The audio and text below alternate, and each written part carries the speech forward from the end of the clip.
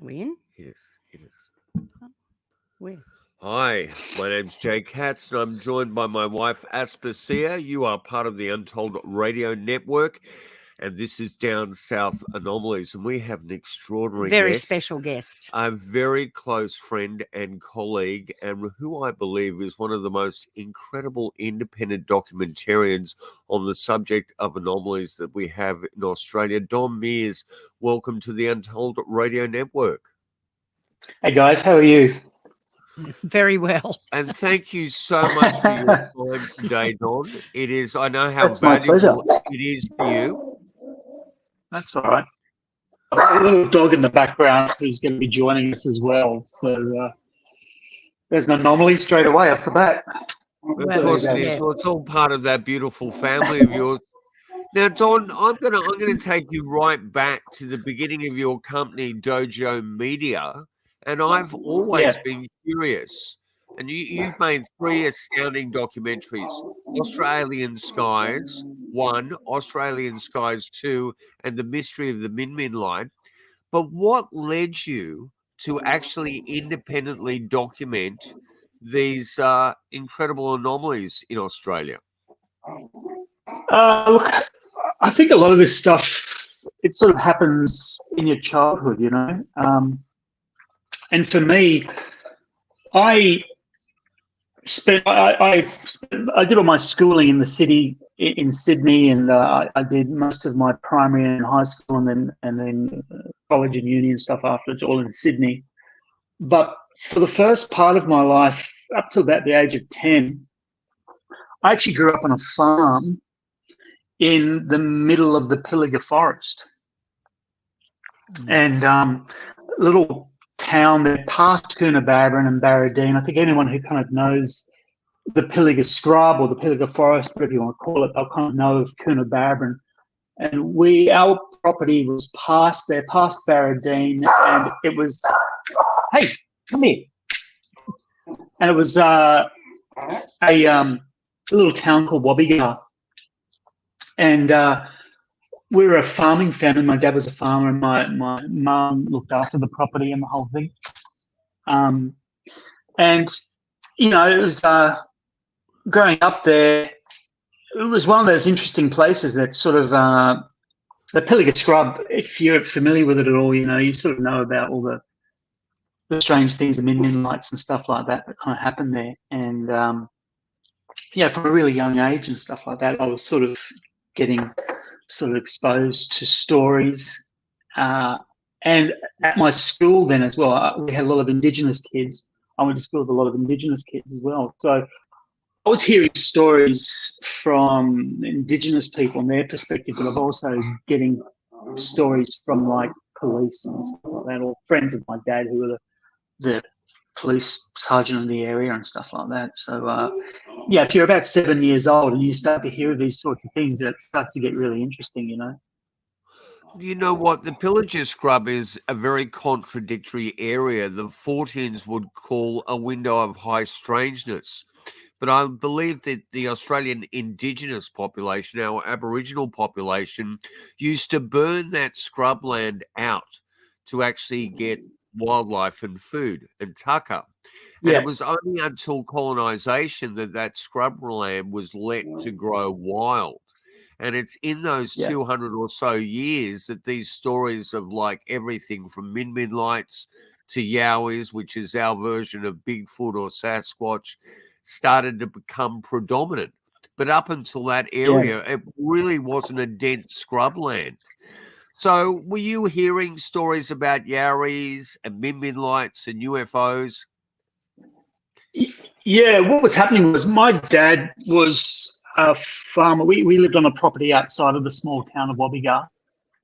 And his best friend was the local policeman in the area. And back in those days, there would be only like one policeman that would kind of look after a massive area. You know, like he had probably 6 towns that he'd have to look after, you know, one cop trying to keep this sort of area sort of, you know, under control, which, you know, it's fine. So what he would invariably do was, yeah, he would have friends and he would make friends with, obviously, you know, I suppose prominent farmers in the area, people he could call on to kind of give him a hand if he needed help and stuff like that. And that's how my dad struck up the relationship with this constable, you know. And what would happen is he was a smart guy because he would come around like once a week or so. He'd come across to the property and like have a beer with dad out on the veranda, you know. And they'd always just catch up. It was always, back in those days, there's no internet or anything like that. This is all very much run on word of mouth and reputation, you know. It's those days long gone. But back then, yeah, it was very much all based on word of mouth and reputation. And I think that this policeman, he would come in and drop in and talk to dad, find out how he was going, if he'd heard anything, you know, just about the general community. And then vice versa, he would give dad information as well, because, I mean, living in the bush, in the country, you know, even telephones back then sort of weren't, you know, people weren't using them as much as they were now. It was definitely all based on community. And I can remember him talking. I used to, they'd come out and they'd have a beer on the balcony. And because I was like 6 or 7 or something like that, you know, I was just fascinated. There's the policeman's there. And I won't say his name, but him and Dad became good friends. And I'd always kind of, they'd come and I'd be past my bedtime, you know, so I'd be in bed and I'd be sneaking out to try and hear what they were saying, you know. And I can remember this particular time, this policeman talking about these strange lights that chased a group of teenagers in a car through the Pilliga Forest, I think from Barradine, and the kids lived in Wobbegar or something, and this light chased these kids, and they were driving, and they burst into Wobbegar, coming out of the Pilliga Forest, you know, and then burst into Wobbegar. And look, I'm trying to remember, they had an accident or they hit something or something like that, but they kept driving. They just went straight to find the policeman or something like that, or the story they went and made a report at some stage to this policeman. This policeman was telling Dad about it and how these kids were getting chased by the strange light coming back home from, I'm imagining, Barradine or Coonabarabran or somewhere like that. That was one story that I kind of remember hearing. I was like, wow, you know. And then, you know, there was always the obligatory sort of stories of just strange stuff that happened out there. Dad had talked and joked. He was just very pragmatic. I think most farming people have to be very pragmatic. They really don't want to allow anything in that, you know, can kind of upset the turnout of a crop or anything like that. They want to try and keep it scientific and think that in that way they can kind of control things the best that they can. Dad was fairly pragmatic, but I can remember at times I would try and talk to him about this sort of stuff, and he would kind of joke about seeing strange lights, because Dad would harvest at night. He'd be driving a header, you know, and he'd be harvesting at night because I think it was cooler. You know, I don't know, for whatever reason, he would just like to do some stuff at night, and he would talk about seeing strange things at night. And yeah, and you hear that sort of stuff. And then obviously, like I said, I was going to school with, you know, there were Indigenous kids in my class. And yeah, I think back now, it was such a different world. It's just a different world to where I am now. I'm a million miles away. I'm a different person. I'm just a different world. But you'd go to school, these kids, and we would just be talking about all this sort of stuff, and they would tell stories about from their perspective, and you just take it all in. You know, you're a 6 or a 7 or an 8-year-old, and you just hear these stories, and it just gets embedded in you. You know. I guess you know you've really hit the nail on the head there for me, Don, because when I spent time in the Nullarbor for the ABC in the mid-90s doing the audio documentary To Catch a Flying Star, I realized there was an incredible tenaciousness and pragmatism to people living in rural environments. They literally knew every blade of grass, every piece of dust in the landscape. They knew their star field. So when something was unusual, it was incredibly unusual. And they were pragmatic because they had an incredible working day. Sometimes, as you said, they're on the harvester all through the night, laying the seed down. And I've spoken to families that would come out at 3 a.m. to feed the husband who's still laying that crop down. And of course, at the back of the tractor, a min light is following him up and down the crop. And he's not seeing that, but the wife is seeing that.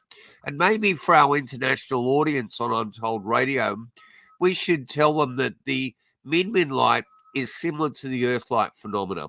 It's probably very similar to those people in the States that are aware of the Martha light.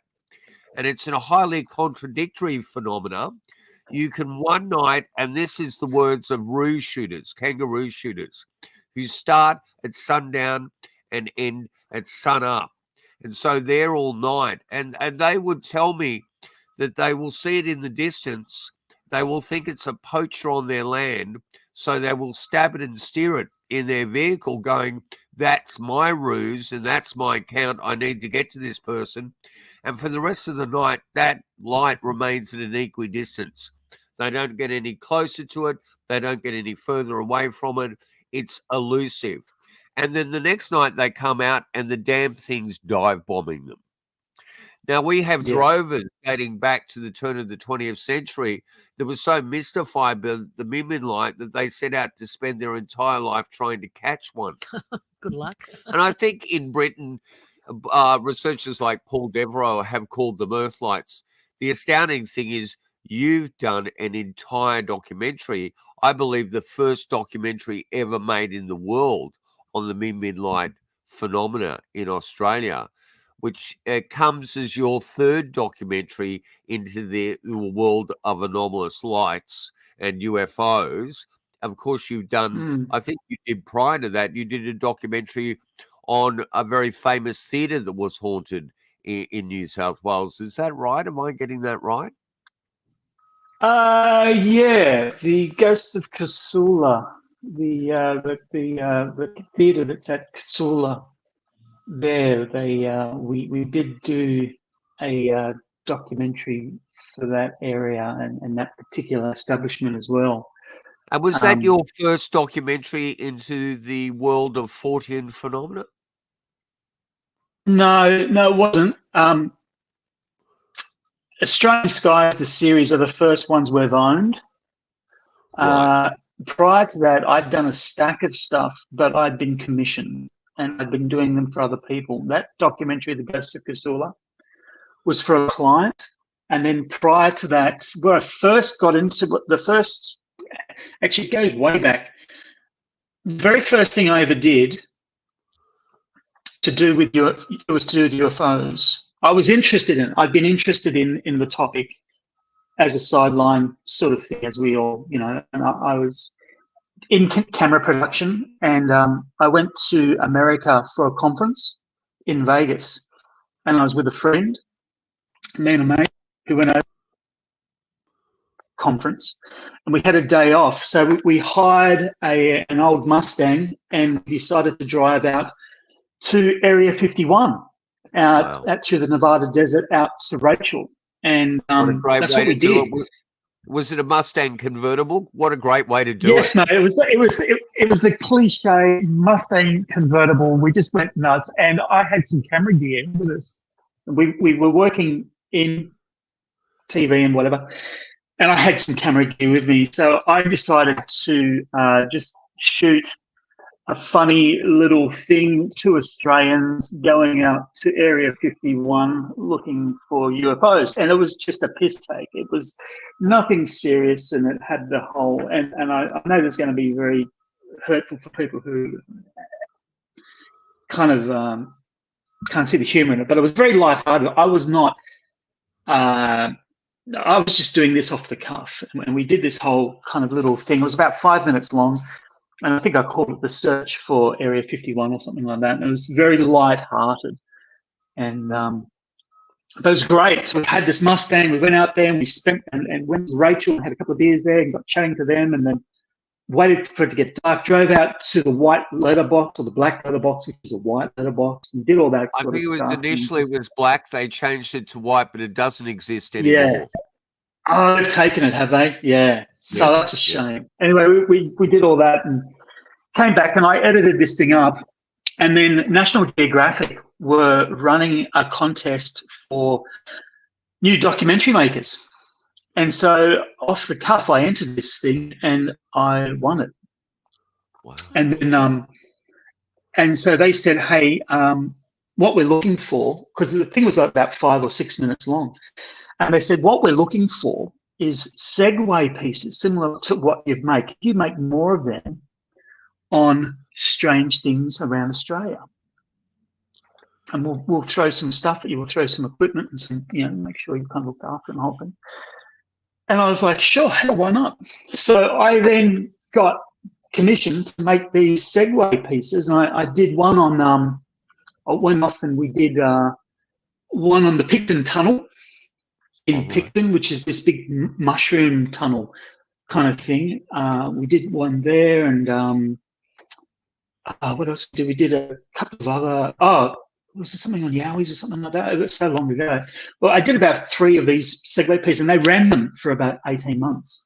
And they would just put them on between their feature sort of shows, and that got me a lot of attention, and that kind of got then attention of a US distributor. This was before Netflix. And they contacted me through that because they'd seen it, and they said, hey, would you be interested in doing a series, just a run and gun, very cheaply made series in Australia? And I said, yeah, sure. And I called it The Spirit Level. And that was an expansion of this, but it was just me with a couple of cameras and a car. And it's kind of the best way that's kind of my style of doing things, which is very DIY. And this show, The Spirit Level, they were 20-minute episodes.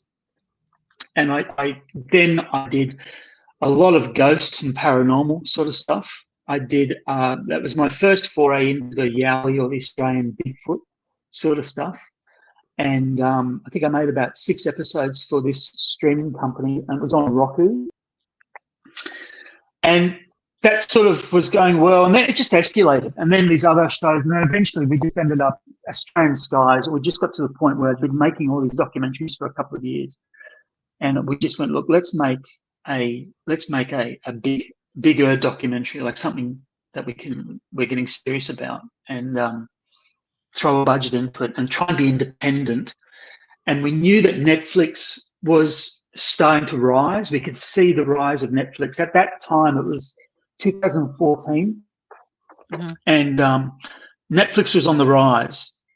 iTunes was the king of the hill. You wanted to get your stuff on iTunes, and so we started we did Australian Skies, and then that's where we eventually, I think we were actually Australian Skies 1. The first Australian Skies was the first Australian documentary on the like ufology, whatever, to get it onto Netflix. So we were the first Australian documentary on, and that's Netflix America, not Netflix Australia. We got onto Netflix Australia, but it was Netflix America was where the documentary was based. That's where it landed first, and then it trickled down to the UK, then it trickled down to Australia, and then Japan, or whatever.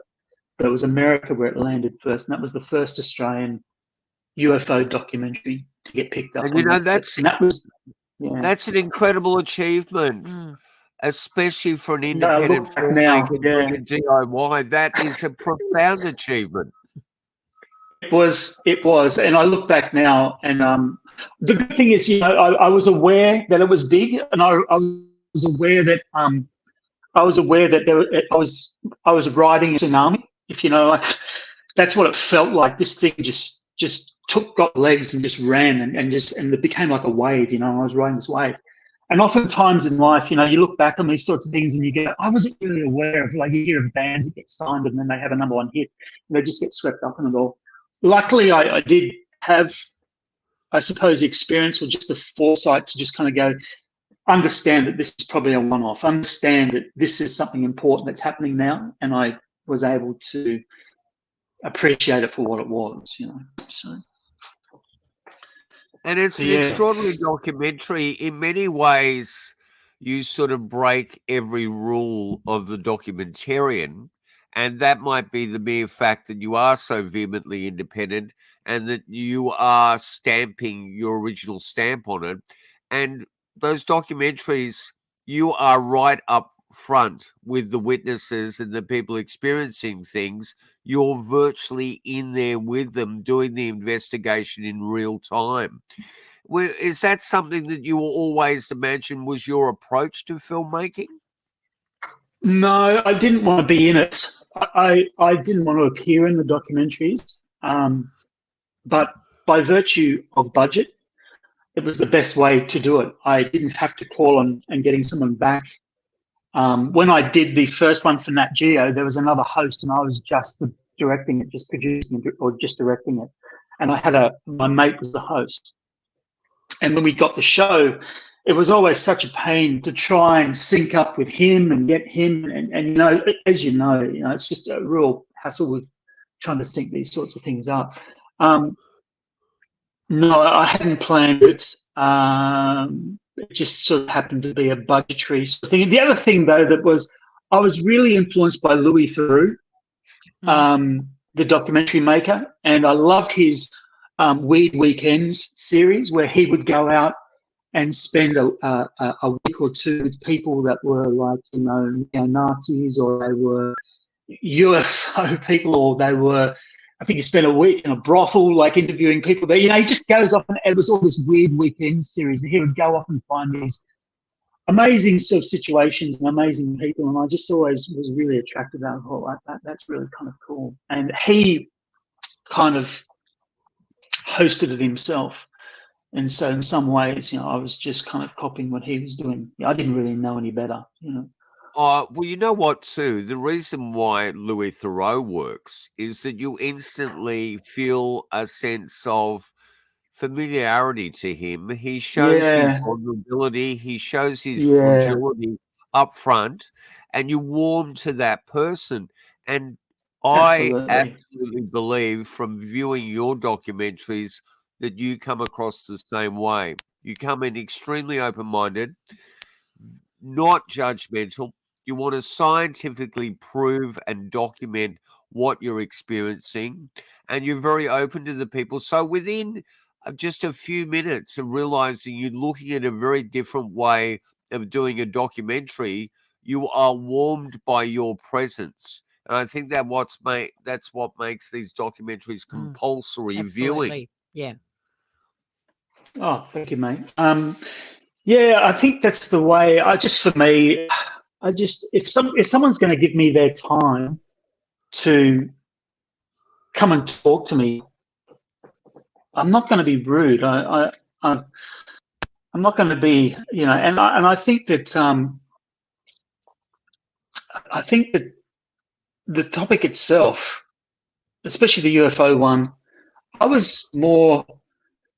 I became more invested and more attracted to the people and their experience. And I was very aware that back then that it was still something that was very shunned, and there were at times very fragile sort of circumstances, and you just had to be as respectful as you could. And I wasn't really keen on doing the whole bloodbath, going and trying to chop someone to pieces.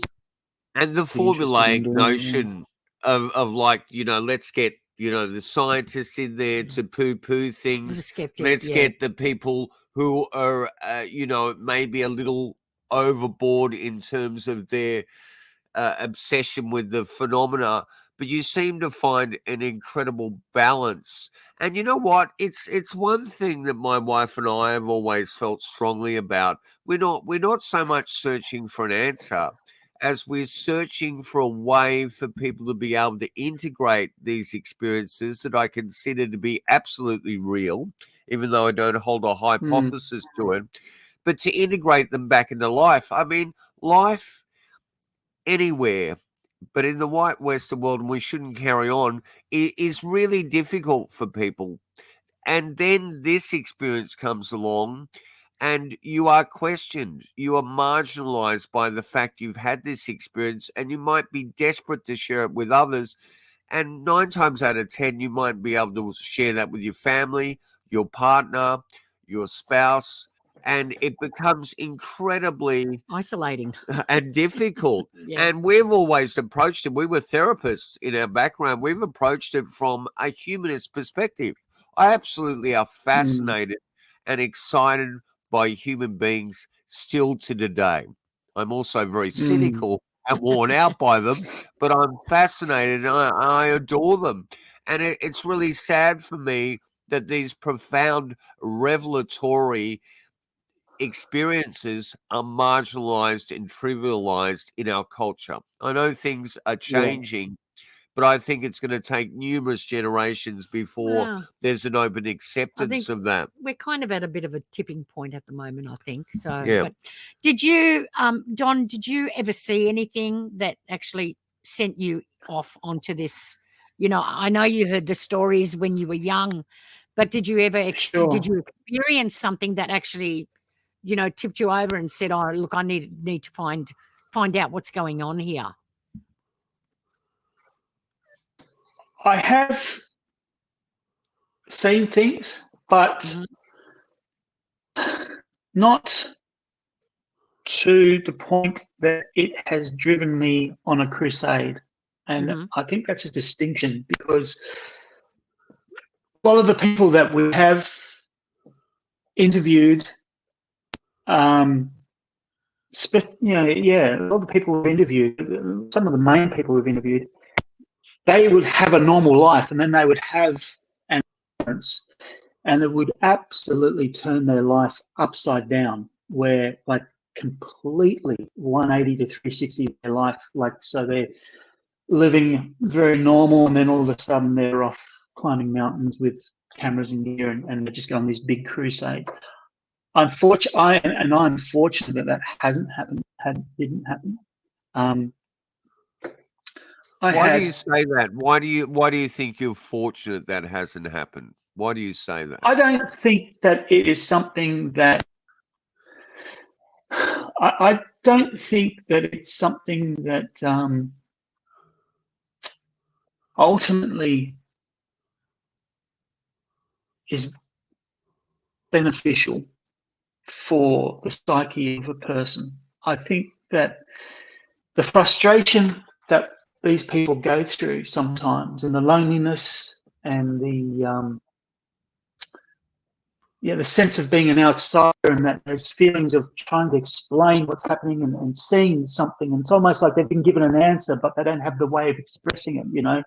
That frustration is just something that really can really mess up a life, you know. As I get older, I sit here and I think, you know, you want to try and get through this life eventually, and you want to try to have peace, you know. I think peace is very underrated, and I don't know if this does bring peace. It eventually may bring a peace where, you know, people kind of go, well, we agree to disagree, you know?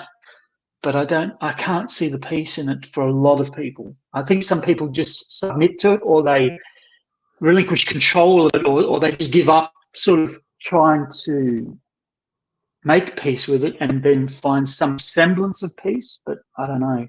For me, and I think a lot of it's a people tough one. self-medicate. And I think I mean, my background was in psychiatric health as well. And I think that, you know, the isolation of it, the absolute post-traumatic stress disorder of it can send people to a spiral mentally as well. But I think you've actually hit a really salient point. And that is something that I very rarely hear articulated, is that peace is underrated. And we need to find some semblance of community and acceptance. We all think differently. We're all isolated within our own consciousness. And the way that someone might perceive and integrate this experience into their life may be completely different to someone else. And so my thing is not pass judgment, even at the most ludicrous of stories, make sure that people are not suffering some mental aberration and they're not becoming a danger to themselves or the people around them. And one of my biggest frustrations in the anomalous world, the ufological research world, is the competition and exclusivity of some of the research. And if you don't mind me stepping even a bit more personally into this world with you, but I have, we've had many contentious issues with researchers based on the way that we go about doing things. And I know that you personally are not one to get out there and appear in the lecture community, have your name publicly so you can be phoned up and discuss these things. And maybe you could just extrapolate a little bit along that point, because I think if we were unified in our research, that it's not a matter of so much solving this, but we'd come to some form of peace with each other and acceptance. And there just seems to be so much competition. I mean, recently, if I could just end this protracted sentence and excuse me, but I mean, we came together to assist in a TV series that'll be going to air next year called Close Encounters Down Under. And we got finally, after many years of writing pictures, we finally got this series up, and they've shot 6 episodes. But we could have pulled our hair out because of the contention between researchers and how difficult it was at times to get 2 researchers that could be highly scientifically qualified into the same room peacefully to sit together. So let me circle back, because I've made a statement and I really just wanted to give you a question. Why have you found it necessary to pull back from that research field? Okay. Let me. You don't have to answer no. I can give you. I'll give you a very direct answer with it. Even before I started, I started off and I was like, oh, here we go. I had a philosophical thing with the anomaly world, or I don't want to be rude and call it genre, but I was going, okay, I'm going to make films about this. I'm going to make documentaries about it. I'm going to make it about UFOs or hauntings or ghost stuff or whatever it is. And so at the very beginning, or very close to it, I came to the conclusion, I made the decision that I was not a researcher.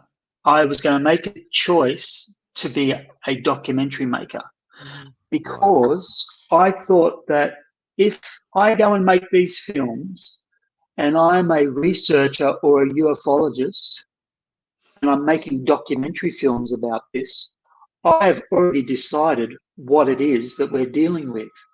Whereas if I go in as a documentary maker with as an empty vessel, like someone who is there to take care of the technical, take care of sound, take care of vision, take care of crew, take care of this vehicle, take care of the vehicle that surrounds the topic that we're filming, then I am not touching the topic. I have got my hands off it. I'm not trying to control it or choke it or fit it into a particular sort of shape. All I'm doing is making sure that the apparatus around it is functioning correctly, and it's up to the topic to express itself. Whereas if I started to feel that if I was going in as a paranormal researcher or a ufologist, and I was also trying to do the documentary thing, I've already front-loaded it. And for me, I wanted to try and find some truth and try and get to the core truth of the aspect. And basically, the less I'm involved, the better. So, do you know what I mean? And so with that, I always feel, to answer your question more directly, so when I do get invited to go to these sort of talks and stuff, I feel very odd, because a lot of people are coming to me looking for answers and coming to me like they do with, a lot of people that are doing stuff within the community, I suppose. and I don't feel equipped to be able to comment or to assist in certain ways. And I always stipulate that I am a documentary filmmaker. That's what I want to be, and that's what I am. I'm not a UFO researcher. I am not a paranormal investigator. I am a documentary maker who has made documentaries in this field, in this genre. And I know that pisses a lot of people off, but for me, that's where I find the honesty is, and that's how I deal with it, and that's how I'm able to pick it up and put it down and keep it. Does that make sense? Be able to walk. Well, yes, it does make absolute sense, and emotionally it makes huge sense to me. And that's probably one of the reasons why I admire you so much. And it's one of the things that I think, the more that I look into this subject matter, the less of a hypothesis I want to go near. I want to make sure that the people that are experiencing it have all the support around them that they can, but I can never give them an answer. No. And I think the problem is, especially in Western culture, we have a reductionistic thinking. The moment we spot something and think, wow, this is outside the square, we need to rebox it up.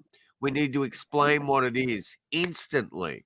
We're not satisfied in standing back from it and going, maybe there's some things in the human consciousness that are beyond our comprehension. Maybe they're so complex that we're not going to get an easy answer to this. And I think the thing with this phenomena, it doesn't differentiate between intellect, socio-economical, cultural. It touches everyone. And all those people should not be judged for their background and where they come from. They should be judged on their ability to express that story and inform, and also supported in the fact that they have the courage to come forward. And I think that's what your 3 documentaries truly highlight for me, that you've actually got us to see individuals like Damien Knotts, and you can tell us a little bit about his story. He is one of many people that feel a very personal, close relationship. And with the phenomena. And he's articulated that, when he's around, this phenomena appears. Well, I have met many people like that. I have a young gentleman at the moment who works in the television field as an editor, and he is sending us footage on a daily basis, a couple of suburbs away, that is the clearest, most pronounced footage I've ever seen. He cannot discuss it with his wife. He cannot discuss it with his child or his friends in the television industry.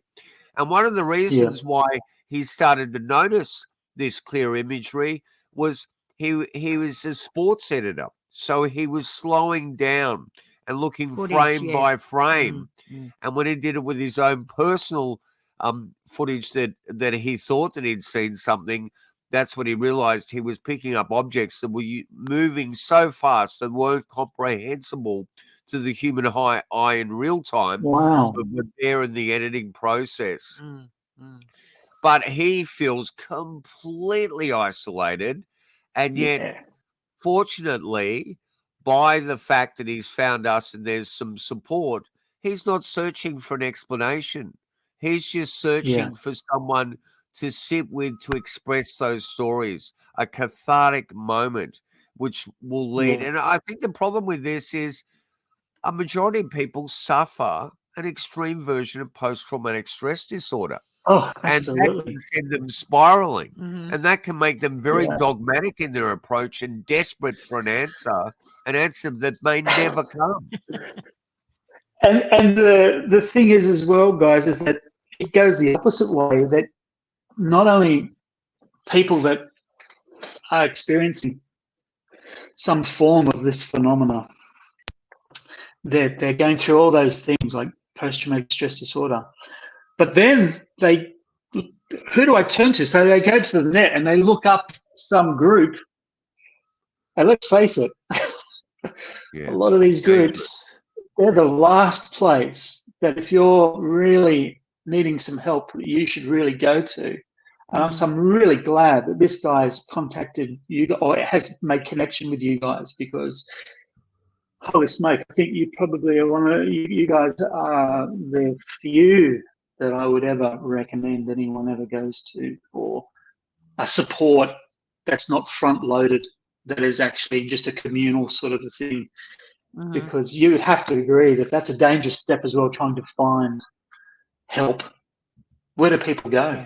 You know, Well, it's an extremely dangerous step. And you know what? That's not to say there's not some incredible research groups out there and for some sure. incredible supportive bodies Yeah. that over the years. But you've got to wade through a lot of crap before you get there sometimes. And the internet is full of so much exploitation on this topic. Yeah. And, you know, post-pandemic, the QAnon world, Oh, God. you know, and the notion that people have an awareness, even with the most minimal research, that this subject matter is being suppressed in some way or another by bodies with a certain sense of authority. And you allude to that primarily in your second documentary, but don't make any true blanket statements. I think can tip people over into areas that are disinforming, that are very dogmatic, and can be very right-wing in their approach and anti-humanist, you know, and that's what really scares me.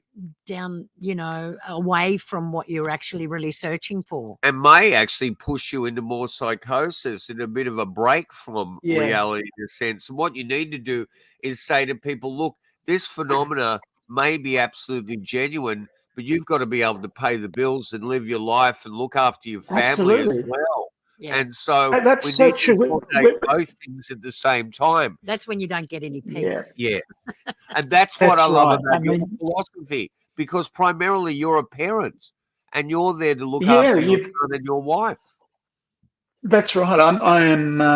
We all. It's not just me. We all are responsible for someone, somewhere, somehow, even if it's to yourself.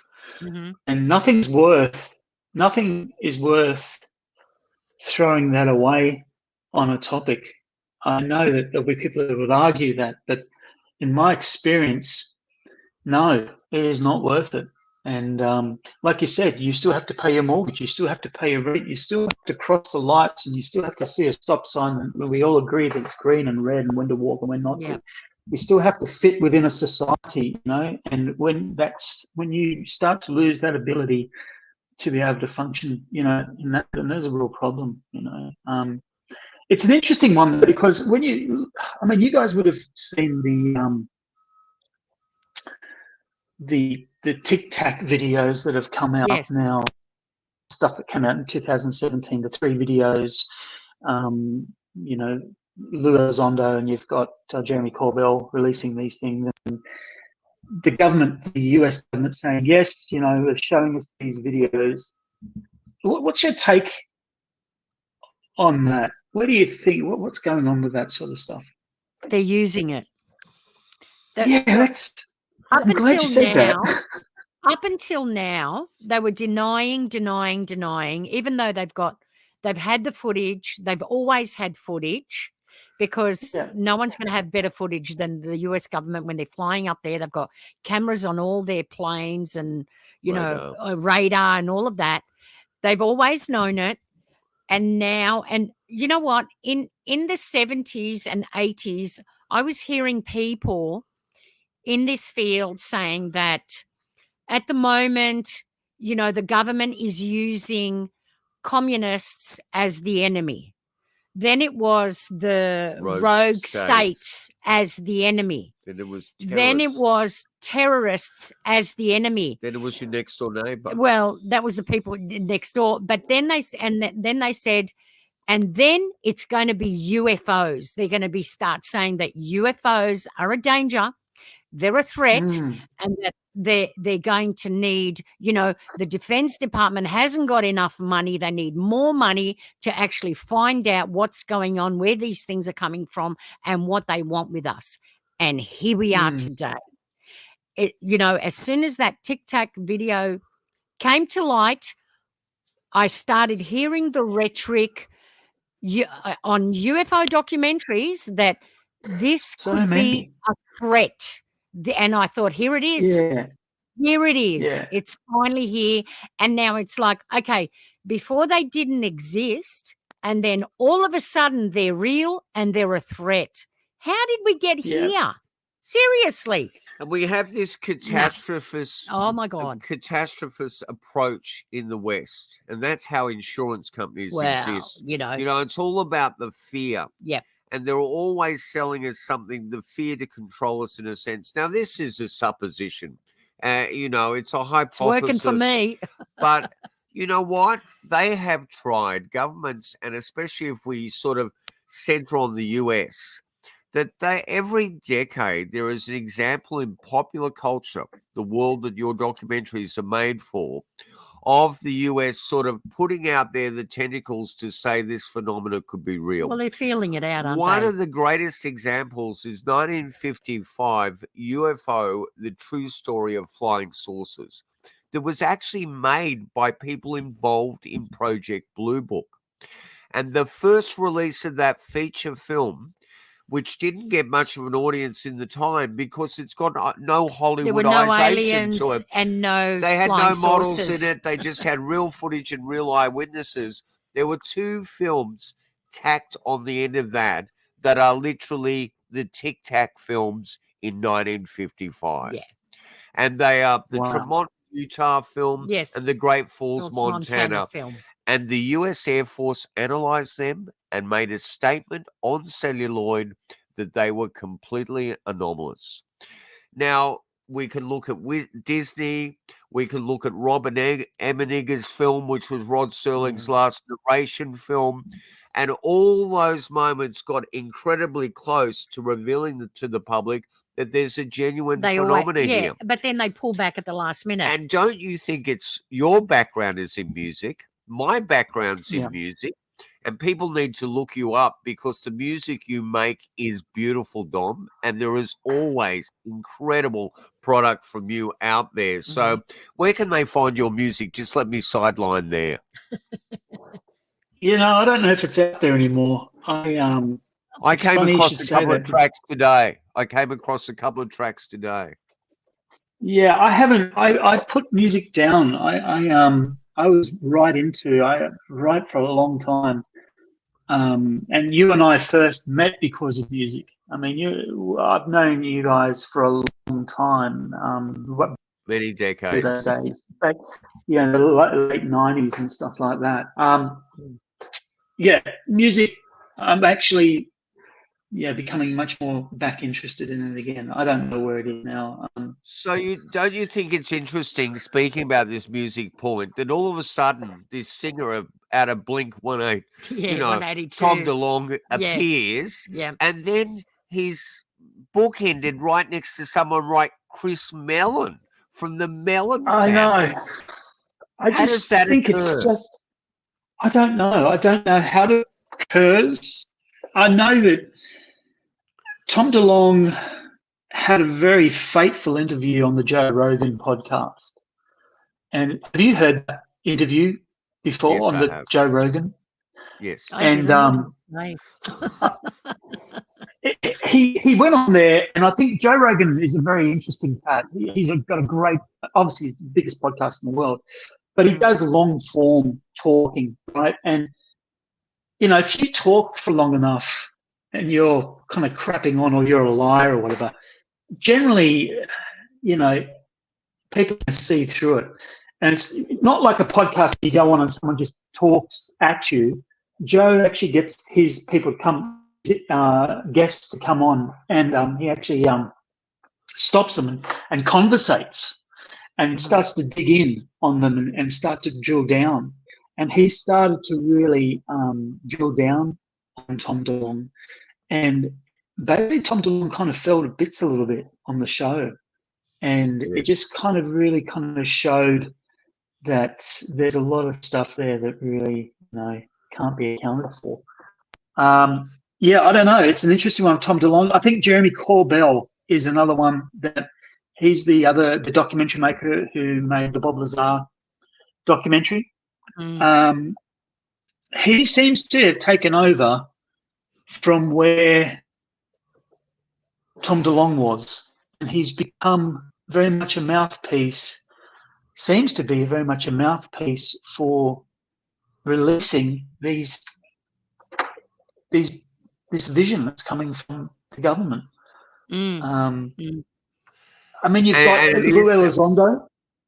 Yeah, and Yeah. I think it is that notion of injecting more fear into the populace about it. And again, you can extrapolate that can lead to more defense spending, which seems so absurd in a time where, you can reiterate that word peace, and we need to be looking at peaceful sentiments and not escalating things. But this thing, it's like, even I just thought of remember that show on television when they did UFO Live? Was it UFO Yes, Live? UFO Cover-Up Live in the late 80s. In the 80s. And Oh, then, yeah, and then yeah. in the 90s, it was, a Bob Lazar.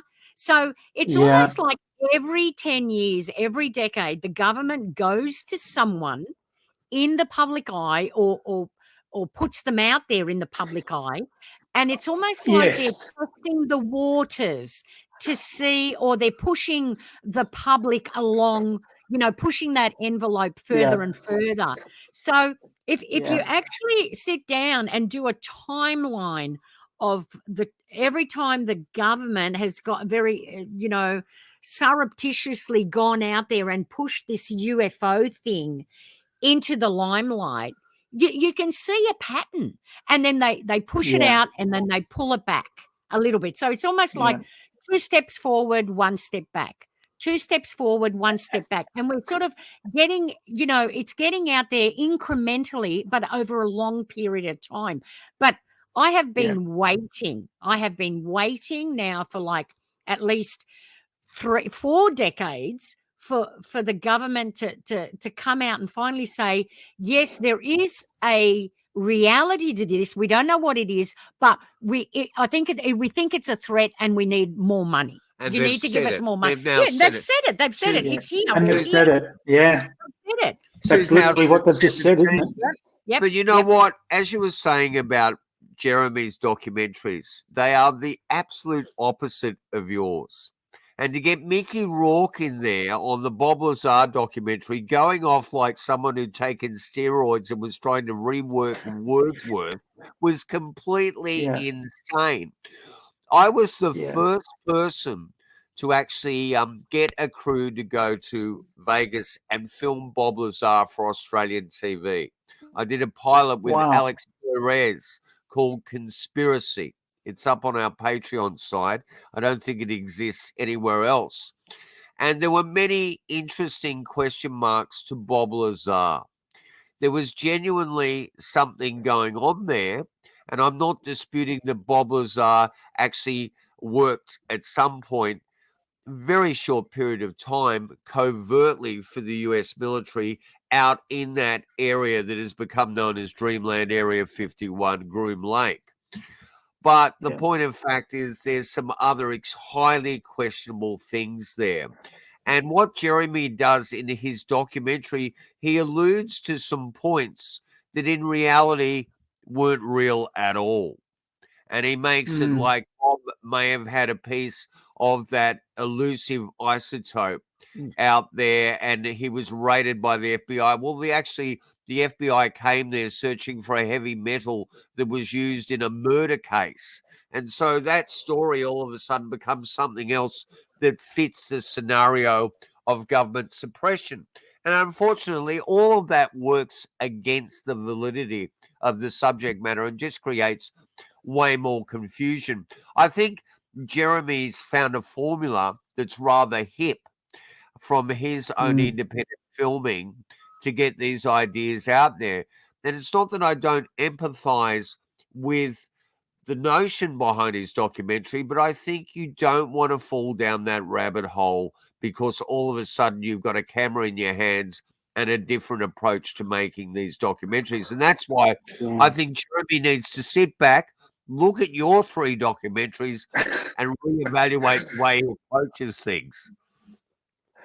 Yeah, look, I'm not bagging Jeremy at all, and I think it's anyone who can make a independent film and have success with it I mean, regardless of what you feel, I have a lot of respect for that because I know how much pain and Oh, effort yeah. it takes to do that, Well, you know what? as you guys do Stanton as well, Freeman, you know. the late Stanton Freeman, who was a nuclear scientist, really questioned the validity of Bob Lazar's scientific approach. Bob and the people, the film crew I sent to his house, said that Bob Lazar was more like a fan of science than a true scientist himself. Yeah, The hallway was yeah, covered in tester model kits of the Area yeah, 51 UFO.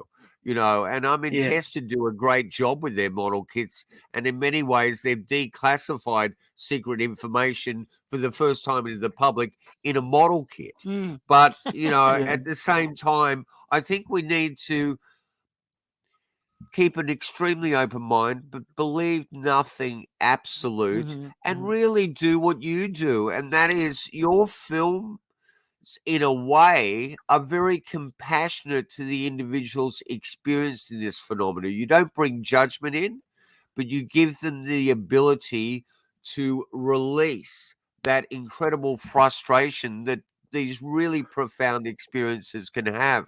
I think, unfortunately, because of time restrictions, and I want to get you back, but I want to say to you, after all this work you've done independently, and what do you have a hypothesis? Have you reduced down to anything from the min light to the elusive UFO? Uh, what do you think we're dealing with? I haven't. Uh, I have my hypothesis has been reductional. Actually, I started very much like, well, yay, we're going in, and this is what it is. And if you do a ghost thing, they're watching me now, and same with the UFOs, and same with all this phenomenon. And the more I go in, the more I am stepping back in Yeah. my understanding of it. I'm not certain of anything with it. There's a couple of things that give me cause for concern. I hear Dr. Greer talking about his certainty that, again, a lot of these certainties are based on the fact that we all agree that this is an extraterrestrial thing, or it's a multidimensional thing, or it's something other thing. We haven't even got to that point yet. All these guys are so Yeah. certain, and such a seductive sort of way. If you can have certainty, if you really wanted to sell a document, you really want to have success in this field, the unfortunate thing is that all you need is your self-belief and certainty in your opinion, and you'll get it, because everybody's so thirsty for something that they can base their beliefs on, and they can just start there and they can agree with. But the truth for me is that there is no certainty with it yet. I'm not sure. And I have a feeling, I have a suspicion that right at the moment of death, and there's another point, what happens when you die, but I mean, let's just say there is a consciousness after death, and let's just get to that point so we can just have the conversation. I feel that right at the moment of death, once you cross to that point, like that split second, a veil just goes like that, and you say, oh, is that what it is? We're just going to know and go, oh, what the hell? I spent a whole lifetime doing that for this. This is so simple. Why didn't I? Because we're not meant to know. I don't think, No. and I don't know if it's not meant by a higher power.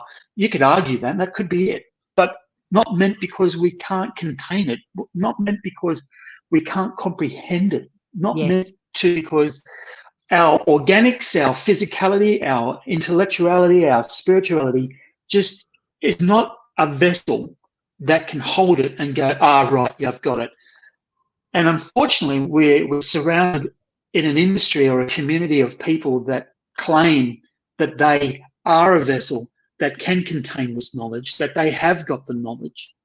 And I don't think that's the way it is. I don't believe it. So I'm not sure. But I think also, to add to that, we live in a very exploitative culture, Yeah. and especially media-wise now, there's a creative bankruptcy and it's just feeding itself. And so there's a plethora of programs dealing with this, but not attacking it along these lines.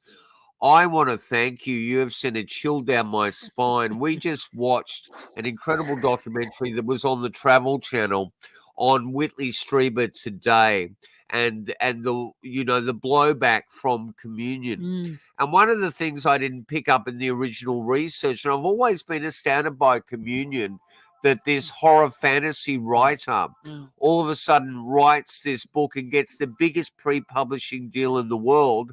And the press for that book was the image of the alien's head, which actually sent hundreds of thousands of people responding to him even before they had a copy of the book in their hands.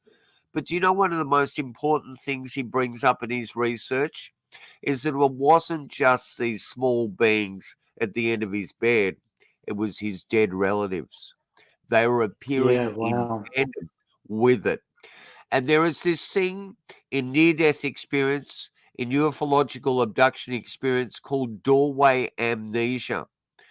And it's usually, if there is any conscious memory and there's lots of missing time, they cannot remember how they might remember floating through a wall, which is absurd physics-wise to us, going through a window, going up into the air, seeing a craft, but they never consciously remember the crossing over. So when a good clinical hypnotherapist is brought in, and I've listened to some of these tapes, and Bud Hopkins had several that I heard, there's this moment of awakening. They feel like they're about to die before they go into the vessel. And then all of a sudden they start laughing. And they said exactly what you articulated then. Oh, is that all it is? Is that all it is? That there is no real thing. Yeah. And the conscious life does survive. And so I think intuitively, that is why my wife and I have always respected and been drawn to the creative and profound work that you have done educating us through your documentaries. You are a very important person, Don, and I want you to just keep doing what you're doing. We appreciate and love you sincerely. Where can people watch today Australien Skies 1 and 2 and the Min Min line? And the third one, if you're in America, it's on the Discovery Plus. You can watch all three on Discovery Plus in America. Right. In Australia and in Australia or around the world, Amazon Prime. You can get all three on Amazon Prime, iTunes, Tubi, all the usual sort of places. But mainly Discovery Plus and Amazon Prime are the places where all three of them are available in most parts of the world. Okay. And so just very briefly here at the end, and thank you so much for your time. What next? Can you tell us? Don't know. I'm not lying. I don't know what's next. It's a hard question. But you know what? When I have thought of something, you guys will probably be one of the first to find out about it, because invariably I'll be coming up to run the idea past you. So, and that's how much I hold both of you in high esteem as well, and how important the Movasson archives and just all the music, but all the culture sort of things. You guys, I know you guys. I've been watching you and fans of you from the 90s, and it's not just the music stuff. It's all that sort of archival and the knowledge base and the patience and the people that you allow to come and just sit in your warehouses and your theatre acts and stuff, and I mean, you're very important. So it's a privilege for me to come and talk to you like this, and I tell you what, I jump at every chance to spend an hour with you guys for sure. Thank you. Well, it's right back at you, Don, and I want to run some ideas past you, but we'll do that off the Untold Radio Network. We have to thank Doug Wycheck and Alex, and especially Dr. Dean Bertrand. Oh, he's been such an invaluable help, yes. And I hope you will return to this podcast with us to extrapolate more on these topics. And I just wish you and your family the best. And I thank you for your time. I know at the moment your mother's not well and your time is extremely precious. So thank you very much for your patience and your time today. Anytime. My pleasure. But yeah, Thank you so much, Speak Don. to you soon. All right. no problem. We're going to see you all next week Yes. with another Incredible podcast. guest. And we'll Absolutely. just find out who that person is. They're never going to be as good as Don, but Of course don't not. tell But them yeah, that. we won't tell them Yeah. that. All right. We'll be back next week. Thank you so much for listening and watching. Goodbye.